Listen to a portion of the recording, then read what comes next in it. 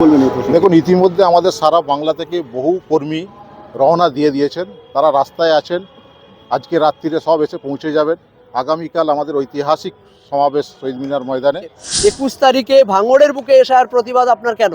সকালবেলায় কেন?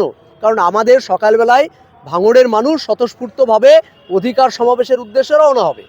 ইন্টেনশনালি ঝামেলা করার জন্য আপনারা এটা করতে চাইছেন। কিন্তু আমাদের মানুষ যারা আছে, আমাদের কর্মী সমর্থকরা যারা আছে, তারাও রাজনীতিটা আপনার সঙ্গে থেকে থেকে শিখে গেছে, মোল্লা সাহেবকে বলছি। তাই খুব স্বাভাবিকভাবেই তারা আপনার সমস্ত প্রতিবন্ধকতাকে কাটিয়ে শান্তিপূর্ণভাবে আগামীকাল এই অধিকার সমাবেশে উপস্থিত হবে। তাই আমরা এই 26 সালে যে নির্বাচনে ঝাঁপাবো এবং যে নির্বাচন হবে, সেই নির্বাচনে আইএসএফ প্রত্যাশিতভাবে সাধারণ মানুষের আশীর্বাদে ভালো ফল করবে। এটা আপনাদের নওশাদ সিদ্দিকী বলছেন যে এবারে আমরা ডবল ডিজিট অর্থাৎ 10-এর অধিক নিশ্চিত ডবল ডিজিটের উপরে আমরা ডবল ডিজিটে থাকব এবং আমরা বিভিন্ন জায়গায় আমাদের যে সংগঠন মজবুত হয়েছে, সাংগঠনিকভাবে আমাদের ছেলেরা যেভাবে কাজ করছে, আমাদের রেজাল্ট আগামী দিনে যথেষ্ট ভালো হবে। দেখুন, সারা পশ্চিমবঙ্গের উত্তর থেকে দক্ষিণ, পূর্ব থেকে পশ্চিম কালকে যে মহা অধিকার সমাবেশ বা অধিকার মহাসমাবেশ অনুষ্ঠিত হবে, সেই মঞ্চে এবং তার প্রতিক্রিয়া জানাতে সারা বাংলা থেকেই মানুষ আসবে। একটু আগেই সাবির ভাই বলছিলেন যে অলরেডি উত্তরবঙ্গ থেকে মানুষ পাড়ি দিয়ে দিয়েছে কলকাতার উদ্দেশ্যে। লক্ষাধিক মানুষের সমাগম আবারও প্রমাণ করবে কলকাতার মাটিতে যে বিকল্প রাজনীতির জন্ম দিয়েছে নওশাদ সিদ্দিকী, বিকল্প রাজনীতির পথে হাঁটছে নওশাদ সিদ্দিকী, সেই পথ একমাত্র সঠিক পথ। কালকে যে আব্বাস সিদ্দিকী আসবে কিনা এটা আপনারা কেন ধোঁয়াশা রেখেছেন? পাবলিকদের জন্য একটু যদি খোলসা করে বলে দেন আসবে কি আসবে না। দেখুন, সব কিছু একটা চমক থাকে, সেই চমকটা কালকের জন্যেই থাক। সাসপেনশন থাকা দরকার কিছু কিছু সময় মানুষের মধ্যে। কৌতূহল থাকলে মানুষের উদ্গ্রীবতা বাড়ে, আর উদ্গ্রীবতা বাড়লে মানুষ স্বতঃস্ফূর্ত আনন্দ উপভোগ করতে পারে। তো সেই বিষয়টাকে কালকের জন্যেই চমক হিসাবে রাখলাম। কালকে যদি আব্বাস সিদ্দিকী আসেন সেটা যদি আপনারা আজকে থেকেই বলে দেন তাহলে নতুন উদ্যম নিয়ে মানুষ আসবে। আর আসবে কি আসবে না এই মর্মে ধন্দে থেকে যদি কাল মানুষ আসে, যদি না আসে তাহলে হতাশ হয়ে বাড়ি ফিরবেন, কি বলবেন? দেখুন, ভাইজান এই বিষয়ে একটা জলসাতে নিজেই স্টেটমেন্ট দিয়েছেন। অতএব ভাইজান নিজের পরিস্থিতি, নিজের অবস্থান নিজে ক্লিয়ার করেছেন। সুতরাং এ বিষয়ে অত্যুক্তি না করাটাই আমাদের বাঞ্ছনীয়। প্রশাসনের তরফ থেকে এই যে সভা আয়োজন হচ্ছে, কতটা সাহায্য পাচ্ছেন? দেখুন, প্রশাসনের মতো বারংবার চেষ্টা করেছে আমাদেরকে বাধা দিতে। 2023-এ করেছে, 2024-এ কোভিড সিচুয়েশনের কারণে আমরা ইন্দোরের মধ্যে প্রোগ্রাম করতে বাধ্য হয়েছি, এবং 2025-এ অ্যাকিউজড পারসন হিসাবে আমাদেরকে বারবার এমএলএ সাহেবকে আটকে দিয়েছেন এবং 2025-এ আমাদেরকে আটকে দিয়েছেন। এবার কিন্তু আমরা আটঘাট বেঁধেই নেমেছিলাম। সমস্ত পারমিশন এমনভাবে আইনজীবীদের পরামর্শ নিয়ে, পাশে সাবির ভাইও আইনজীবী আছেন, পরামর্শ নিয়ে এমনভাবে আটঘাট বেঁধে এবার পারমিশনের জন্য নেমেছিলাম, যাতে প্রশাসন কোনো রকম বাজে পরিস্থিতি তৈরি করতে এবার সক্ষম হয়নি। আশা করি এবার সুস্থভাবে সমস্ত প্রোগ্রাম অর্গানাইজ হবে। দেখুন, 24 ঘন্টা আগে নোটিশ এইভাবে দিয়ে কার্যকারী হয় না, কারণ পাশে, আমি আবারও বলছি, আইনজীবী রয়েছেন, আইনজীবী ভালো জানেন।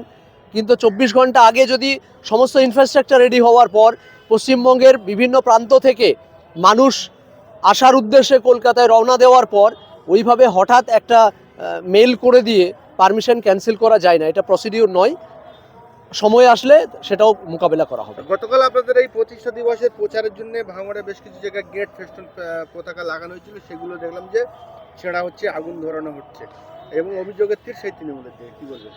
দেখুন, বারংবার নওশাদ সিদ্দিকীকে আটকানো, বারংবার আইএসএফকে আটকানোর জন্য ভাঙড় কেন, সারা পশ্চিমবঙ্গে চেষ্টা চলছে, সারা পশ্চিমবঙ্গে। কালকে ভাঙড়ের বুকেও বেশ কিছু ইস্যু আমি শুনলাম তৃণমূলের মানুষ নিয়েছে বা তৃণমূল কর্মীরা নিয়েছে। কেন? এসআইআর প্রতিবাদ, এসআইআরের নামে প্রতিবাদ কেন আপনি রাস্তায় নেমে এখন করছেন? কেন আপনার দিদিমণি যখন বলেছিল এসআইআর করতে দেব না, সেই প্রসঙ্গে আপনারা না গিয়ে 21 তারিখে ভাঙড়ের বুকে এসআইআর প্রতিবাদ আপনার কেন? সকালবেলায় কেন? কারণ আমাদের সকালবেলায় ভাঙড়ের মানুষ স্বতঃস্ফূর্তভাবে অধিকার সমাবেশের উদ্দেশ্যে রওনা হবে। ইন্টেনশনালি ঝামেলা করার জন্য আপনারা এটা করতে চাইছেন। কিন্তু আমাদের মানুষ যারা আছে, আমাদের কর্মী সমর্থকরা যারা আছে, তারাও রাজনীতিটা আপনার সঙ্গে থেকে থেকে শিখে গেছে, মোল্লা সাহেবকে বলছি।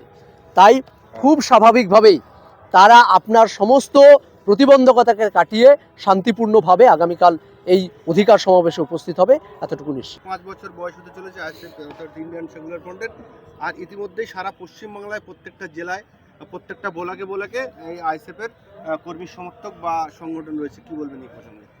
দেখুন, আমাদের পথ চলা সবে মাত্র এই 5 বছর অতিক্রম হয়েছে।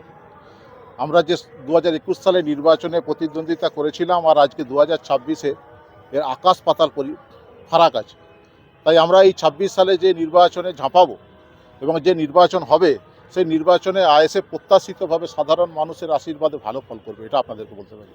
নওশাদ সিদ্দিকী বলছেন যে এবারে আমরা ডবল ডিজিট অর্থাৎ 10-এর অধিক নিশ্চিত ডবল ডিজিটের উপরে আমরা ডবল ডিজিটে থাকব এবং আমরা বিভিন্ন জায়গায় আমাদের যে সংগঠন মজবুত হয়েছে, সাংগঠনিকভাবে আমাদের ছেলেরা যেভাবে কাজ করছে, আমাদের রেজাল্ট আগামী দিনে যথেষ্ট ভালো হবে। কিন্তু ডবল ডিজিটে পৌঁছলেও ইতিমধ্যেই যে রাজ্যে সরকার চলছে সেই সরকারের দুয়ার খোলা রয়েছে। Trinamool, BJP, ISF, Congress, CPM তাদেরকে দলে টানার চেষ্টা করছে, সেটাকে কেমনভাবে রোধ করবেন? দেখুন, এটা হচ্ছে আইএসএফ, এটা বাইরন বিশ্বাস নয়, এটা নওশাদ সিদ্দিকী। নওশাদ সিদ্দিকী যেটা বলে সেটাই সামনে থেকে বলে, পিছন থেকে বলে না। এবং বিকিয়ে যাওয়া ছেলে নওশাদ সিদ্দিকী নয়, আইএসএফের কোনো নেতা কর্মী নয়। এরা বুক চিতিয়ে লড়াই করে এবং বুক চিতিয়েই আগামী দিনে থাকবে লড়াইয়ের ময়দানে। 26-এ বিধানসভা নওশাদ সিদ্দিকী সহ কোনো চমক থাকবে প্রার্থীর তালিকায়? সেটা আপনারা দেখতে পাবেন, আগামীকালও চমক থাকবে, সেটাও আপনারা দেখতে পাবেন। 26-এর বিধানসভায় যারা প্রতিদ্বন্দ্বিতা করবে সেখানেও চমক থাকবে, সেগুলো আপনারা দেখতে পাবেন। দেখেছিলাম যে একটা টার্গেট দিয়েছে যে এত লোকের আপনাদের জমায়েত হবে, সেটা কি এবারও দিয়েছে? না, এবার কোনো টার্গেট নেই। এবার আগেরবার যেমন কোর্ট আমাদেরকে বেঁধে দিয়েছিল যে 3000 জমায়েত করতে হবে, সেখানে মানুষের স্বতঃস্ফূর্ত উপস্থিতি 30,000 পার করে গেছিল। এবার যেহেতু কোনো বাউন্ডারি থাকছে না, সেহেতু একটু আগে সাবির ভাই বলছিলেন লক্ষাধিক মানুষের সমাগম হবে। আগামীকাল কলকাতার রাজপথ শুধু আইএসএফ এর ঝান্ডা উঠবে, নওশাদ সিদ্দিকীর আদর্শকে আপনারা দেখতে পাবেন। আপনি বলছেন লক্ষাধিক মানুষ আসবে, লক্ষাধিক মানুষ হলে আবার যদি 22-23-এর মধ্যে যদি কোনো বিশৃঙ্খলা ঘটে তখন? দেখুন, বিশৃঙ্খলা প্রশাসন না চাইলে, সরকার না চাইলে বিশৃঙ্খলা হয় না। প্রশাসন যদি চায় যে সুষ্ঠুভাবে কোনো জিনিসকে সহায়তা করে অর্গানাইজ করতে দেওয়া হবে, তাহলে সেখানে বিশৃঙ্খলার কোনো প্রশ্ন আসে না। যতবার আমরা এই রকম অভিযোগের সম্মুখীন হয়েছি, ততবার কিন্তু আমাদের অভিযোগের তীরটা প্রশাসনের দিকেও গেছে, কারণ প্রশাসন আমাদেরকে কোঅপারেট করেনি। তো আগামীতে আশা করি আগামীকাল প্রশাসন কোঅপারেট করবে, শান্তিপূর্ণভাবে আগামী কর্মসূচি সম্পূর্ণ করবে। দেখুন, তরবারি দিয়ে ভয় দেখিয়ে আইএসএফ কর্মীদেরকে দমিয়ে রাখা যাবে না। যত মারবে তত চমকাবে। আর এর আসল রিয়াকশন আগামী 26 সালে আমরা দেখে নেব। 26 সালের বিধানসভা নির্বাচনের পরে আমরা দেখব। আইএসএফের শক্তঘাটি ভাঙড়, সেই ভাঙড়ে 21শে জানুয়ারি অর্থাৎ সেই দিনই এসআইআর এর যে নোটিশ, সেই নোটিশ জারি করা হয়েছে। তো দেখুন, মনে করছেন যে লজিক্যাল ডিসক্রিপেন্সির নামে অহেতুক সাধারণ মানুষকে নির্বাচন কমিশনে হয়রানি করছে। এর বিরুদ্ধে আমাদের প্রতিবাদ সভা। আগামীকাল নওশাদ সিদ্দিকী মেসেজ দেবেন সারা বাংলায় যে এই লজিক্যাল ডিসক্রিপেন্সি যেভাবে মানুষেরকে ব্যতিব্যস্ত রেখেছে। আমরা তো দেখছিলাম যে নোটবন্দির সময় যেভাবে মানুষকে রাস্তায় দাঁড় করিয়ে দিয়েছিল মোদী সরকার, আবার এই এসআইআরে মানুষকে রাস্তায় দাঁড় করিয়ে দিয়েছে। এর বিরুদ্ধে মানুষকে জনসমর্থন গড়ে তুলতে হবে এবং একটা সঠিক প্রক্রিয়ায় যাতে এসআইআর হয়, সেটা আমরাও চাই, সঠিক প্রক্রিয়া এসআইআর হোক।